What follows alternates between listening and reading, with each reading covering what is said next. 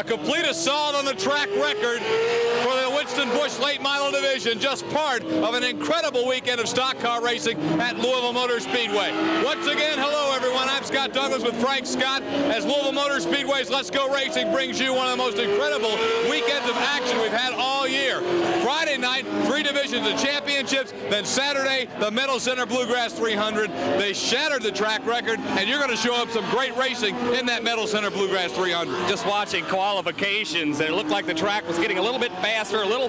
Then all of a sudden, Bill Webb came out, shattered the track record. The next guy on the track, Scott Walters, and he shattered even that. You know, Chuck Winder's opening getting under a 2, and it just goes to show that these guys came ready for this 300. The race action you're going to see in a minute is going to be awesome. But not only are we going to show you those highlights, Frank, we crowned more season champions this weekend. Of course, Friday evening, the Sportsman Division went into action along with the Strohs Figure 8. I'm not going to tell you right now how it came out. You'll just have to watch the results and highlights. Those results are coming right up next here on Channel 21. Stay with us. Here they come again.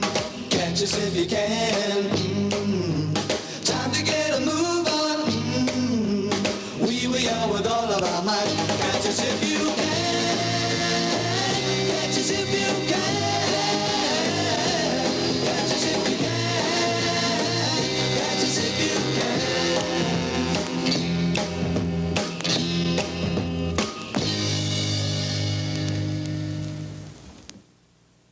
And getting the action started last Friday evening on Ken Towery Auto Care Center's Season Championship and Fan Appreciation Night, the Martin Landscaping Sportsman Division, a 40-lap feature event. And going into this contest, Sam Price leads the point standings by 26 points over Jim Bartley. However, after qualifications, you can see the 0-2 starting on the outside of the front row, and then Jim Bartley starting at position number 3 on the field.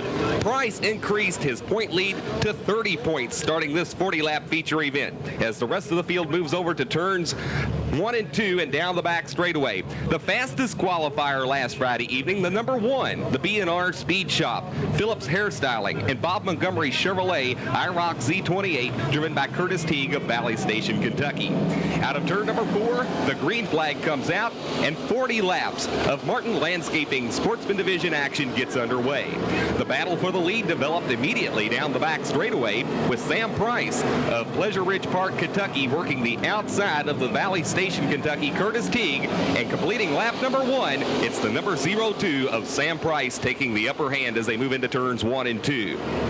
Inside the first 10 laps of the contest, Sam Price took firm command of the race, moving into turns 1 and 2 now and down the back straightaway, opening up just about a 10-car length advantage between himself and the second place running Curtis Teague, who had earlier that evening set fast qualifying time. There's a good look at Teague moving into turns 1 and 2, fine second generation driver.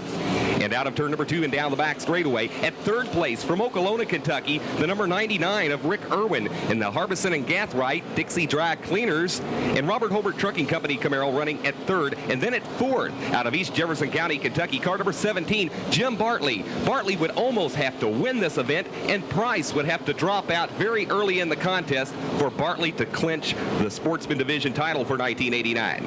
And the driver of the Houchins Auto Specialties, 1R Martinizing, and Motor Parts Center number 2 Camaro once again remains back at the 4th place position. And then David Clyde of Shively, Kentucky, and his Pro Crafters built Camaro running inside the top 5 as well.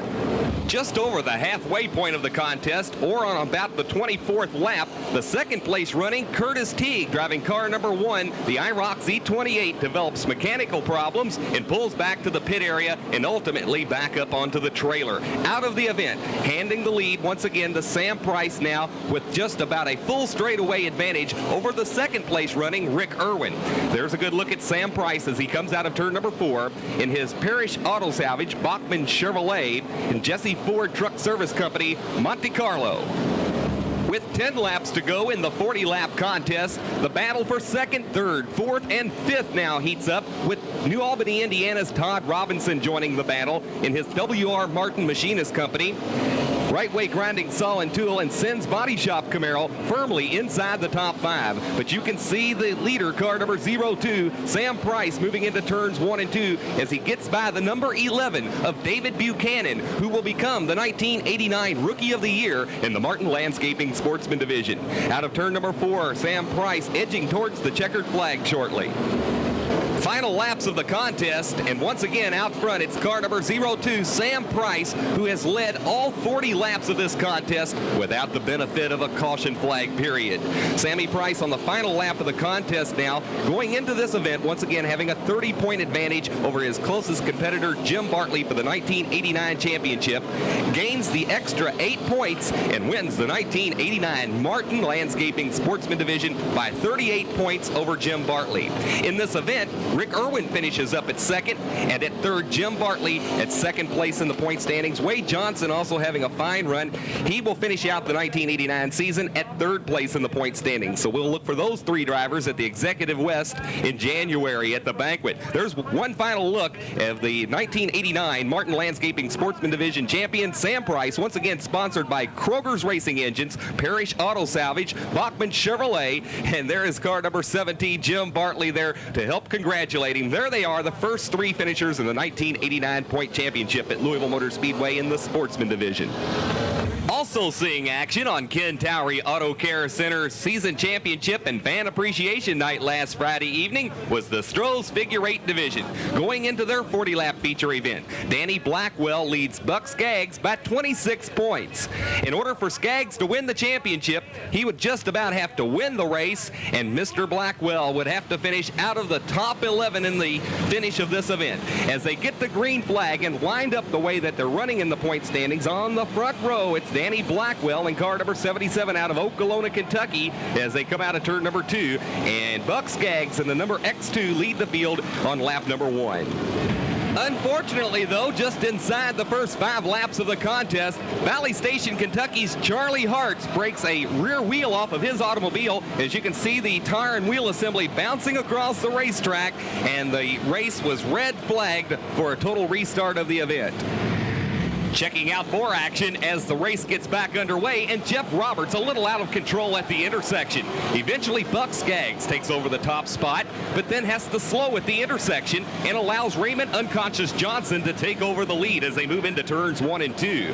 Just then, it was Lebanon Junction, Kentucky's Jim Butler, who has 3 feature wins to his credit in 1989 at Louisville Motor Speedway, collides with the number 27 of David Boyles from Louisville. It does not bring out the caution flag, and the race resumes.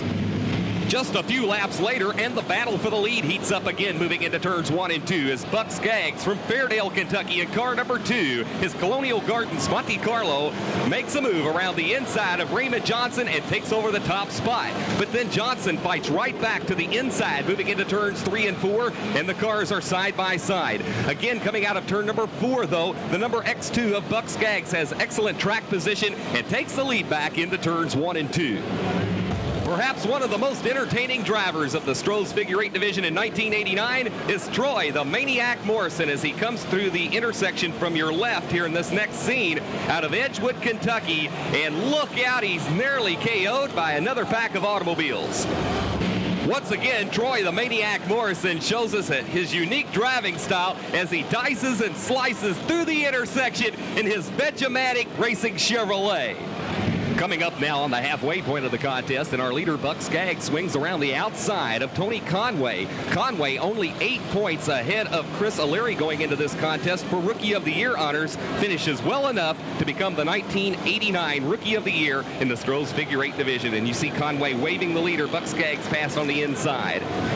Taking one final look in 1989 at Troy the Maniac Morrison in his Sledge-O-Matic Racing Chevrolet, if he ever collects anyone at that intersection as he slices and dices through. Let's take one last look at him here in 1989. Look how close he gets. He's certainly got to be a top candidate in 1990 at Louisville Motor Speedway.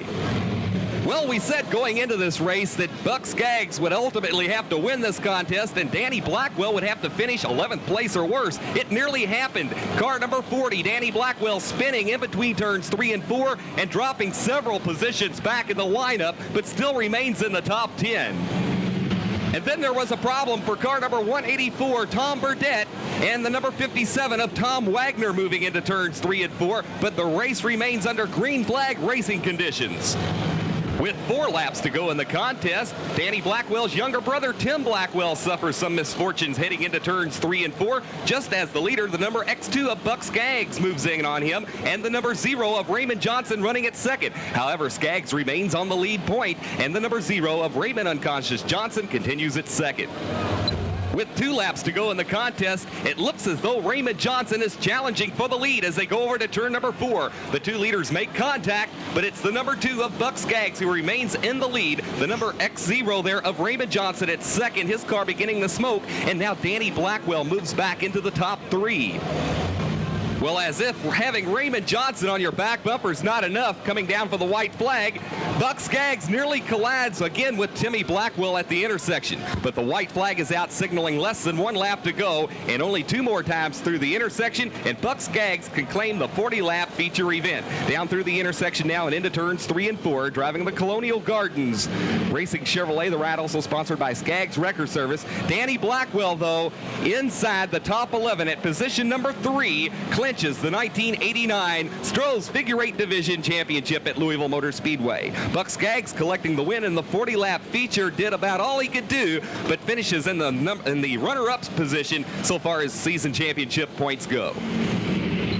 Once again, there's a good look at the 1989 Stroh's Figure 8 Division champion, the number X77 of Danny Blackwell of Edgewood, Kentucky. Also collecting wins, the B feature for the Figure 8 Division. Drivers not quite in the top 24 in points. In Portland, Kentucky's driving Dan Moody collects the win. The consolation event went to Quentin Cummings. In the rookie feature events, Butch Ellis, Don Reisinger, and Darrell Puckett collected wins as well.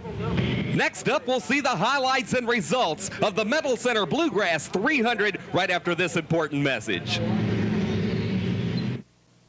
Well, next we'll take a look at the highlights and results of the most prestigious late model race of the year at Louisville Motor Speedway as the Metal Center Bluegrass 300 gets set to take the green flag. 300 nonstop laps earlier in the evening. Scott Walters shattered the track record just a fraction of a second over 13.55 second clocking around the Louisville Motor Speedway. He earned the right to start inside pole position from last year's champion, the car number 1 of Bill Webb. As they move down the back straightaway after receiving the green flag, the $17,000 Metal Center Bluegrass 300 takes the green flag, completing lap number 1. It's Scott Walters out front in his Roadrunner Video Club's IROC Z28, actually putting the thing up in fast forward to lead the early portions of the contest. As the field settled themselves down to a single file racing formation moving into turns 1 and 2, there became a tangle when they tried to go 2 or 3 wide, and it's Minor Lane Heights, Kentucky, Fred Williams and car number 95 on the outside. On the inside there, it's the 35 of Junior Blankenship and the car number 96 of Leonard Blanchard Jr. tangling in the early portions of the contest just under the 10-lap mark, and it brings out our first caution flag.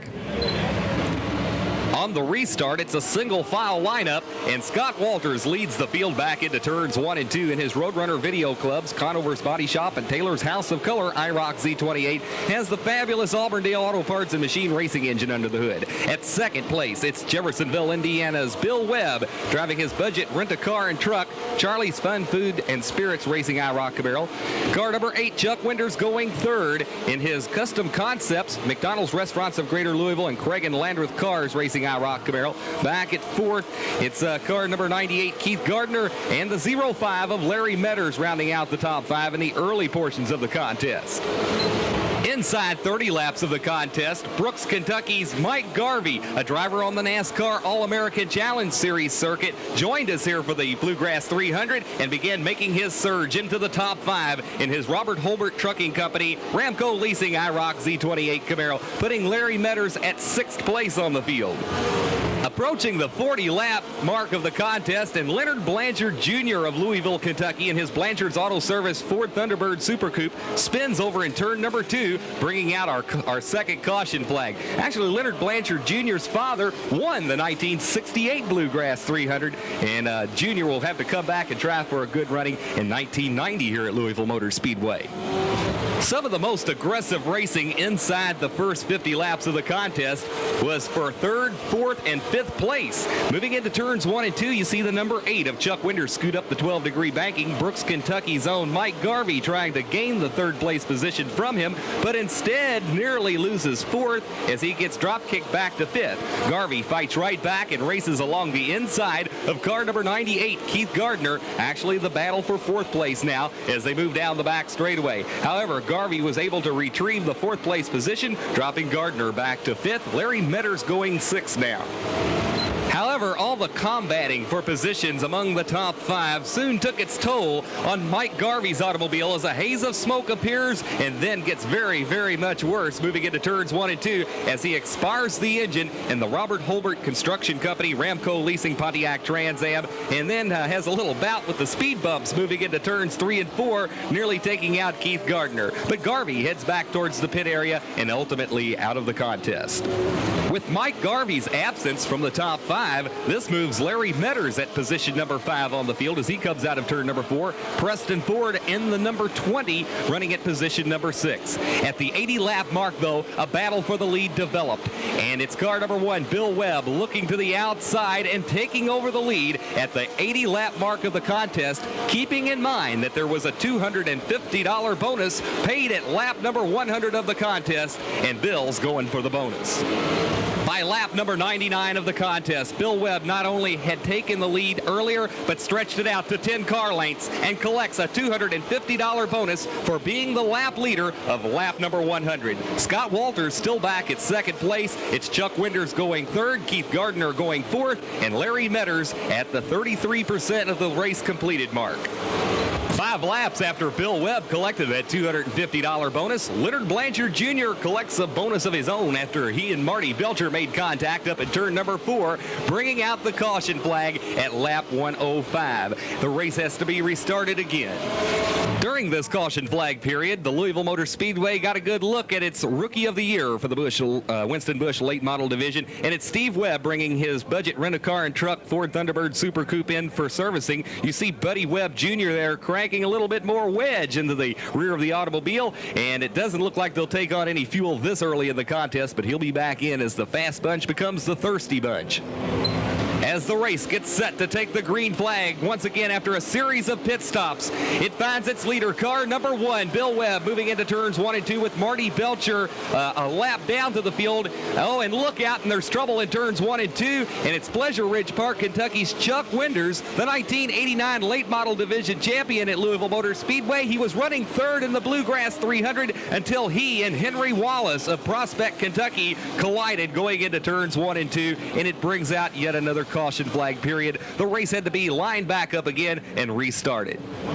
Because of that altercation, Chuck Winters got 1 lap behind the leaders and way out of the top 5. Believe me, it's Preston Ford and Larry Metters now battling for 5th place position as they move into turns 1 and 2 with still Bill Webb out on top, Scott Walters at 2nd, Keith Gardner going 3rd. Soon the misfortunes strike another top 5 running automobile as Iroquois Park, Kentucky's Larry Metters spins out in turn number 2. It does not bring out the caution flag, and Metters has to get back into the lineup and try to resume a running on the lead lap of the contest.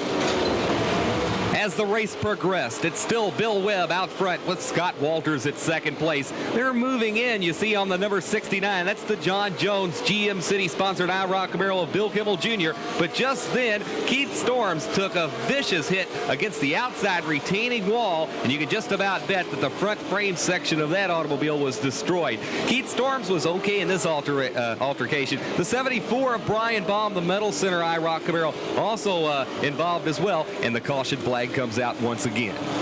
Because of the accident with Keith Storms up in turns 3 and 4, the leaders have decided to make their only pit stop of the race. And here they come down pit road. It's car number 1, Bill Webb, the current leader of the contest. Car number 5, Scott Walters coming to a stop. And the Keith Gardner automobile to your right, and car number 98, all coming in. They're going to take on fuel and have the windshields clean there. And you can see the NASCAR official right there next to the tractor tire barrier. He's holding up a stop sign. He will hold up those automobiles until the pace car with the leaders in the contest come back around the racetrack. He cannot let those cars out of the pit area, and this is what happened to Bill Webb. He ran that stop sign, and NASCAR put him on the tail of the lineup, costing him actually the lead of the contest. 98, Keith Gardner. You see how Kevin Gardner, his brother, got his crew going to work on the car, got his car out, and beat the Billy Harris crew chief automobile, driven by Scott Walters in car number 5. They'll rejoin the lineup,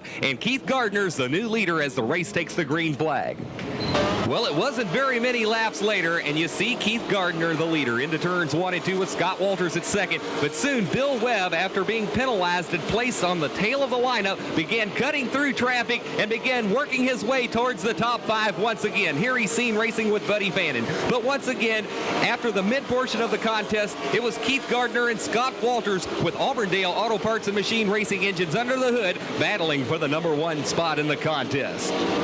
A few laps earlier, Chuck Winders wanted to stay on the racetrack rather than take his pit stop in the busy pit area, hoping to gain his position back on the lead lap, and in fact he did. But misfortune struck again for the 1989 late model champion, Chuck Winders, as he got involved in another altercation into turns 1 and 2 and was now about 6 to 8 laps back in the contest before he rejoined the lineup. It was during this caution flag period that one of the fastest pit stops was turned in by car number 3, Marty Belcher, as Dave Colmer crew chiefs the car and gets his automobile out in 23 seconds. Larry Metters at car number 05, he took on tires and fuel and made his way back into the contest as well. Keith Gardner later stayed out front to collect a $250 bonus at lap number 200. But throughout the final 100 laps of the contest, some of the best stock car racing was happening right behind him, as you see the number 5 of Scott Walters trying to hold off a surmountable charge by Bill Webb, who just flat runs out of racetrack. Lap after lap throughout the final 50 laps of the contest, it looked just like this. And on the final lap of the contest, Keith Gardner still found himself in the lead, with Scott Walters trying to hold off Bill Webb for a second place finish. Out of turn number 4, it's the Barley Ford, by far the best Ford Thunderbird Super Coupe, collecting the first place prize money of $3,000 plus the bonuses. Scott Walters finishes up at second, a fine run for the Billy Harris crew, and the Webb Motorsports gang behind Bill Webb collecting the third place finish. Also last Saturday evening, we had the 50-lap Rookie Bomber Rookie of the Year race, which Robbie Vitito took the lead on the opening laps and led just about every lap of the contest in his Jeff Harvey Auto Sales Racing Chevrolet. Steve Lotz came back and collected the B feature last Saturday evening at the nation's finest short track. Time now to name this week's Oscar Mayer Top Dog of the Week award winner, the final one for this season. And our thanks to Oscar Mayer for chipping in with the award. Keith Gardner obviously had a great week, but had already won the award, and you can only win the award once per season. And that means a guy who deserved it earlier in the year, but we never quite had the opportunity to give it to him, gets it this week. And that's Jim Bartley. In sportsman car number 17, Jim had an outstanding season, several feature wins, finished 3rd in the season championship race, 2nd in the season points, and has earned the award for an outstanding season and an excellent run last Friday. Our Oscar Mayer Top Dog of the Week, Jim Bartley, sportsman car number 17. Well, just an incredible half hour of action, and it's kind of fitting. It capped off just an awesome season of action here at Louisville Motor Speedway. Scott, we saw more diversity in auto racing than we've ever seen here at Louisville Motor Speedway in the 2 years that we've been open. Of course, we had a great successful 1988, but as you've seen here on WBNH Channel 21 all summer long, we brought you all kinds of racing. Demolition derbies, United States Auto Club midgets, the monster trucks, and of course our own Winston Bush late models. And you keep on going with all the incredible things that so many great people like the Metal Center, Ken Towery Auto Care Center, and Stroh's this weekend, and Renegades and Winston, and all the great people have been with us all year long. Our friends at Bush Beer, and we can just go on and on. Every sponsor has been out here, every fan has come out here, and of course all these race teams have just made it an incredible year. And a lot of the great specials like the racing and wrestling, the Race of Champions. Incidentally, we plan on having back next year Winston Cup racers again in Louisville, Kentucky. But all the special events that we had here at Louisville Motor Speedway, and all the very, very special sponsors that help make it happen. The most special of all, it's been you sitting right there joining us every week here on Channel 21. That'll do it for this year. Look for us again in the spring. Till then, I'm Scott Douglas. And I'm Frank Scott, and we'll see you in 1990 at Louisville Motor Speedway when it's time to say, let's go racing.